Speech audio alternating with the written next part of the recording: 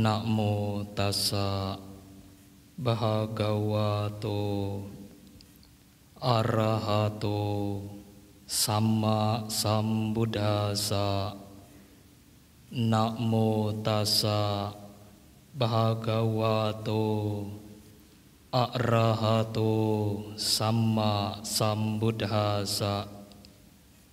Namo tassa bhagavato arahato samma sambuddhassa. Dhamman care sucaritang natang ducaritang care dhamma cari sukhang seti asming loke paramhica. Sepatutnya ia melaksanakan dhamma dengan baik, tidak melaksanakan dengan buruk. Ia yang senantiasa melaksanakan dhamma akan berbahagia di dunia ini dan di dunia yang lain. Dhammapada Syair 169.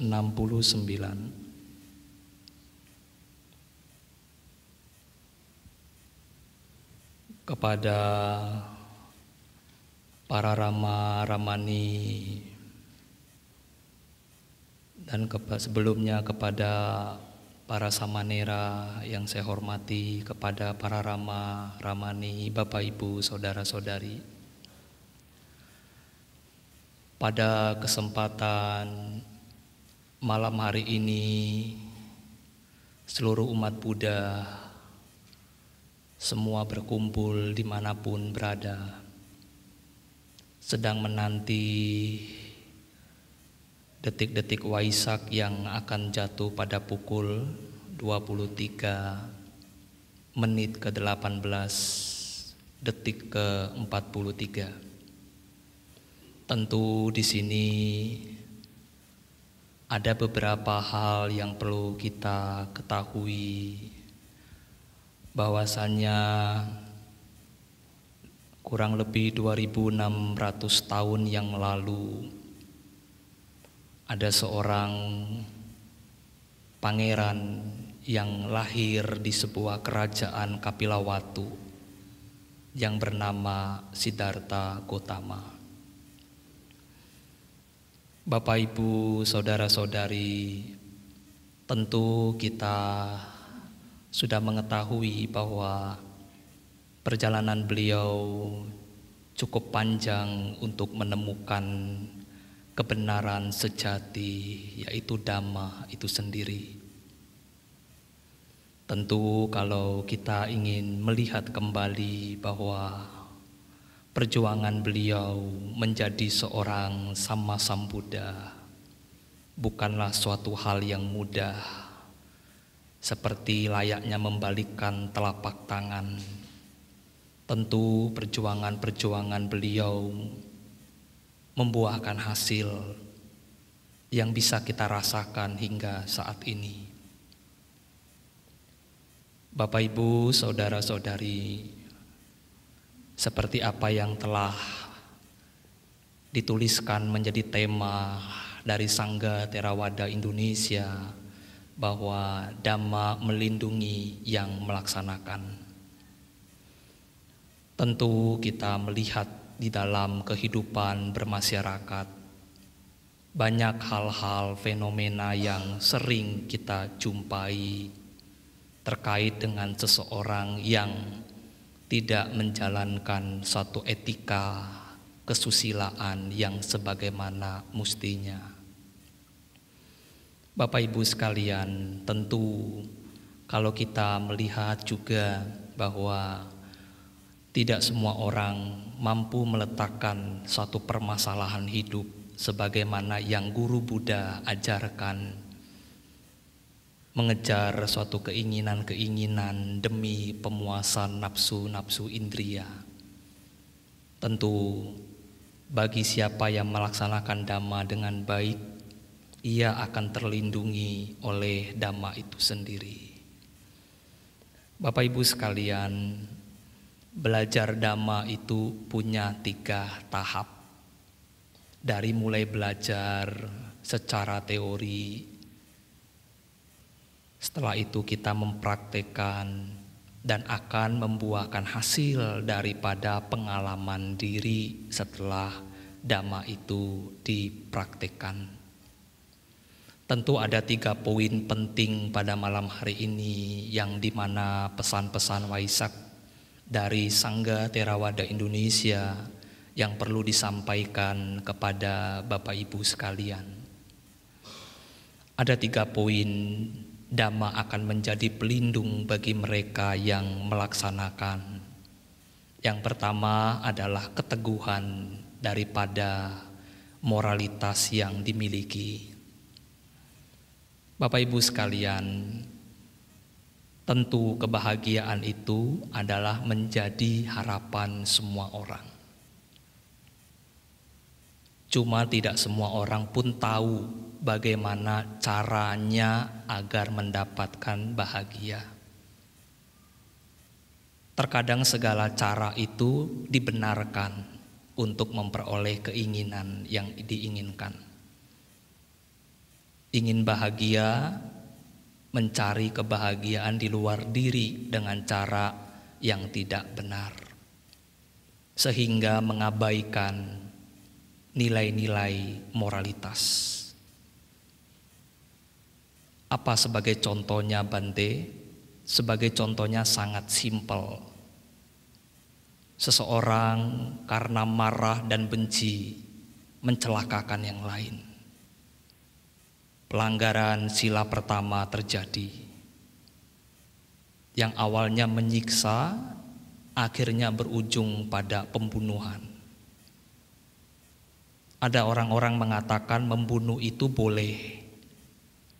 Itu merupakan kebenaran. Sedangkan kalau kita melihat justru ini pelanggaran kebenaran. Membunuh.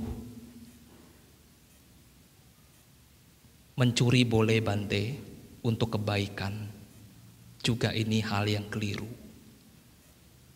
Apalagi yang terjadi di dalam masyarakat Bapak Ibu sekalian. Berbohong boleh Bante demi kebaikan. Korupsi boleh Bante asal tidak ketahuan.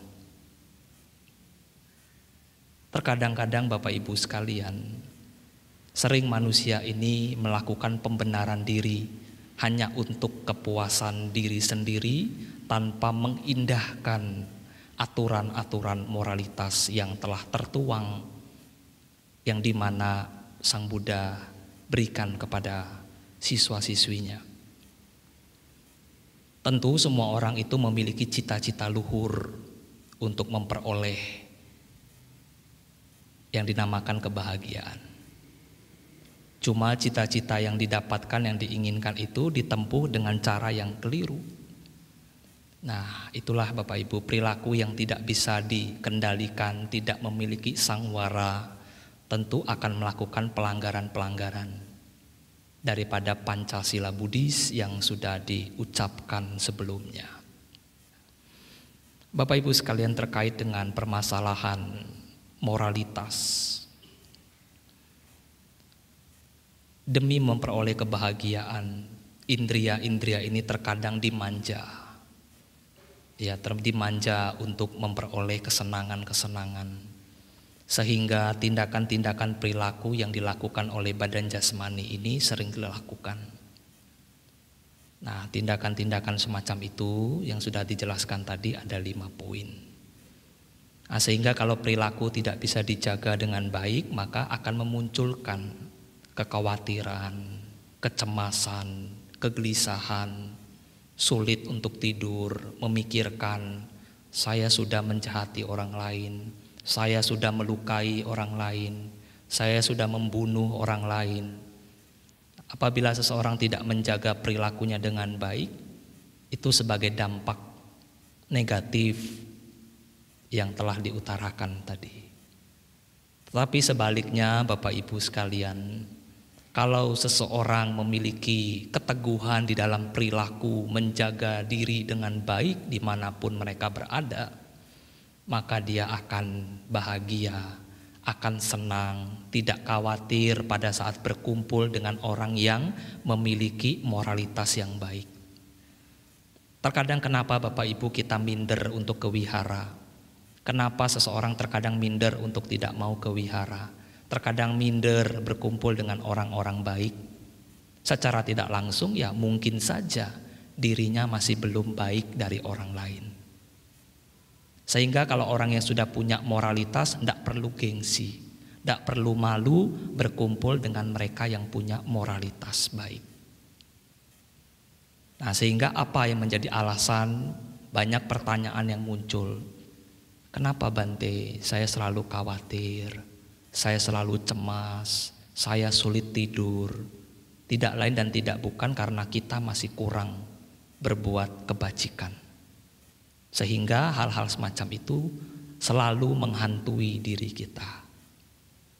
Nah, masih banyak lagi Bapak Ibu sekalian permasalahan-permasalahan di dalam rumah tangga, di dalam kehidupan bermasyarakat berkaitan dengan perilaku. Nah, perilaku ini kalau bisa dijaga dengan baik maka semuanya akan menjadi harmonis. Di dalam rumah tangga kalau ada saling percaya antara suami dan istri, antara orang tua dan anak, semua akan berjalan dengan baik, dengan harmonis.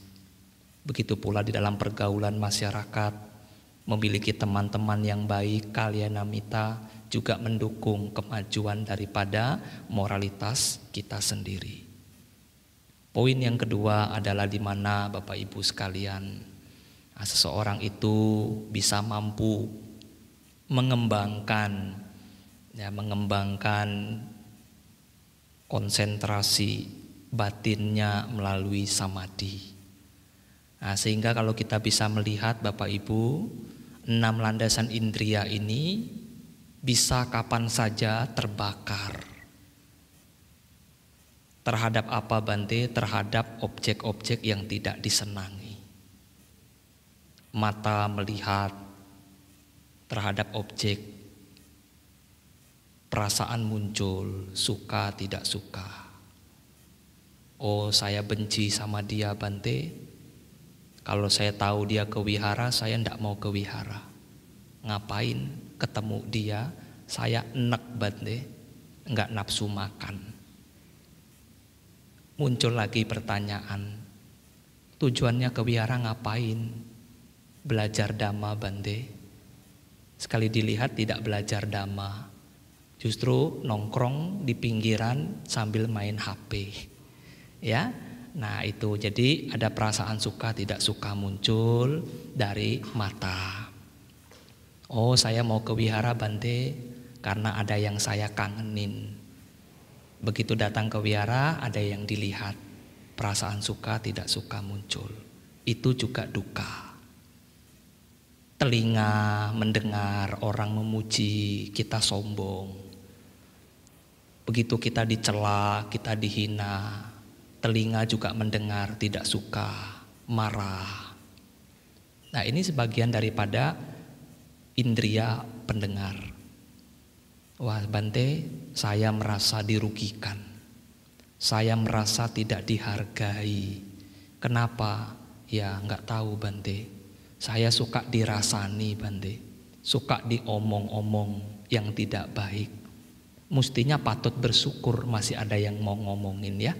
Tapi kalau tidak didiemin, oh saya dicuekin Bante, tidak diomongin, ya serba salah. Diam salah, ngomong salah, banyak ngomong juga salah. Ya itulah memang hidup itu begitu, selalu dicela. Ya, selanjutnya penciuman, indria penciuman, ya ingin cium yang wangi-wangi, yang bau-bau tidak mau. Begitu meditasi ada yang buang gas, marah. Waduh Bante, saya meditasi, tetangga saya buang gas. Wah, indria penciumannya cium bau yang tidak sedap. Perasaan muncul suka tidak suka, ya. Nah, itu pelatihan mental batin. Kira-kira meditasi kita sudah mantap belum? Ya, pada saat duduk meditasi ada yang kebablasan buang gas. Ya, perasaan muncul suka tidak suka. Lidah ya pada saat makan, ya yang enak-enak, pada saat makan yang tidak enak, batin juga berkomentar. Wah hari ini istri saya masaknya tidak enak. tidak seleranya tidak sama hari ini, tumben ya. Masalah makan saja terkadang-kadang di dalam rumah tangga bisa cekcok. Ya, belum lagi hal-hal yang lain. Selanjutnya Bapak Ibu sekalian, dari indria jasmani ingin bersentuhan dengan hal-hal yang halus, pada hal-hal yang kasar batin menolak, juga duka, melekat juga duka. Pikiran ingin memikirkan hal-hal yang menyenangkan, pada saat pikiran-pikiran yang tidak baik datang juga duka, merindukan hal-hal yang tidak baik maupun yang baik juga duka. Jadi dari kesemuanya itu, indria-indria kita ini kalau tidak dijaga dengan baik dari pelatihan meditasi, maka ya batin akan menderita, terbakar oleh nafsu keinginan, terbakar oleh kebencian, keserakahan. Nah, kalau kita melihat di dalam kehidupan, di dalam bermasyarakat, orang-orang yang tidak memiliki pengendalian diri melalui meditasi, maka apa yang terjadi? Punya sifat kebencian, ya, memimpin satu tempat dengan cara yang otoriter, dengan cara kekerasan, tidak nurut, ya disiksa dan lain sebagainya. Muncul dari sifat keserakahan, ya, korupsi di mana-mana, tidak memperlakukan hukum sebagaimana mestinya, orang salah berlindung di balik hukum, itu sering terjadi. Tetapi kalau orang punya pengendalian diri, punya moralitas, punya pengendalian batin, maka dia akan selalu berlaku jujur, berlaku bajik, bijak dimanapun dia berada. Nah, ini bagaikan banyak contoh-contoh kalau orang yang belum punya pengendalian diri dari hasil meditasi. Ya, tidak bisa diberitahu, ya, masih emosi, masih marah, keras kepala, mudah tersinggung. Ini juga bagian-bagian daripada batin terbakar. Tetapi kalau seseorang punya keteguhan di dalam batin, hasil daripada menempah meditasi, batin akan dewasa. Pada saat saya tidak dipuji, batin seimbang. Pada saat saya dilecehkan, pada saat saya dihina, batin seimbang. Ya, tidak marah, tidak merasa dirugikan. Meskipun itu kadang terjadi di dalam 8 kondisi dunia. Selanjutnya Bapak Ibu sekalian, kalau orang juga yang tidak melatih meditasi, maka dirinya akan memiliki ego. Aku tidak dihargai, aku tidak dihormati. Sehingga hal-hal semacam ini muncul yang membuat seseorang itu yang haus akan pujian, haus akan keserakahan, sehingga selalu mencari kemana seharusnya yang mau saya lakukan, apa yang harus saya lakukan. Nah, selanjutnya Bapak Ibu sekalian, hasil daripada revolusi mental kalau seseorang itu bisa belajar Dhamma dengan cara, yaitu salah satunya adalah tadi keteguhan daripada moralitas. Keteguhan yang kedua adalah di mana dia mempraktekkan samadhi dengan baik. Maka sebagai hasil revolusi mentalnya, ya, punya perilaku yang baik. Yang awalnya pelit, tidak mau berdana, ya, menggenggam hartanya, ya, seperti yang pernah saya sampaikan. Punya harta ditaruh di kaleng kongguan, dipendem di bawah ranjang, ditutup pakai semen, saking pelitnya. Tidak mau berbagi sama yang lain. Tidak mau Bante, nanti saya hartanya habis. Ya, lebih baik saya nikmatin sendiri. Begitu dipendam, dibuka lagi, Dewa Naga sudah memindahkannya. Ya, dicari-cari tidak ketemu. Nah, itulah Bapak Ibu sekalian.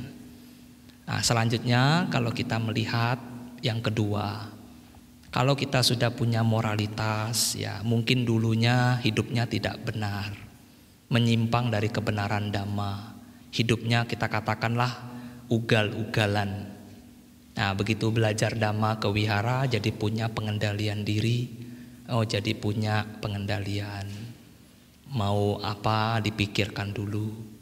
sebelum diucapkan, sebelum bertindak, sehingga hal-hal ini juga sebagai hasil penembusan revolusi mental setelah orang belajar Dhamma. Selanjutnya Bapak Ibu sekalian, nah hasil revolusi mental yang ketiga, hasil dari penembusan meditasi, dia akan menjadi lebih sabar, mudah senyum kalau ada masalah, ya, asalkan tidak senyum-senyum sendiri setiap saat, itu bahaya. Ya, di pinggir jalan senyum sendiri, ya, jalan sendiri senyum-senyum sendiri, ya. Nah, jadi maksudnya di sini adalah bisa senyum dikala ada problem. Ya, kalau punya pola pikir Buddhis, ini juga bagian daripada kehidupan.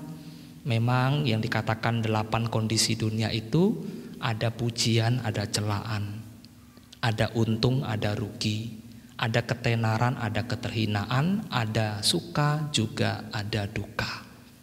Nah, kalau kita sudah menembus hasil meditasi dalam artian di sini secara mendasar, jadi kita bisa paham, punya pola pikir Buddhis bagaimana saya mesti mengatasi pada saat hal-hal yang buruk terjadi dengan diri saya. Nah, itu juga bagian daripada kita bisa melatihnya dengan baik.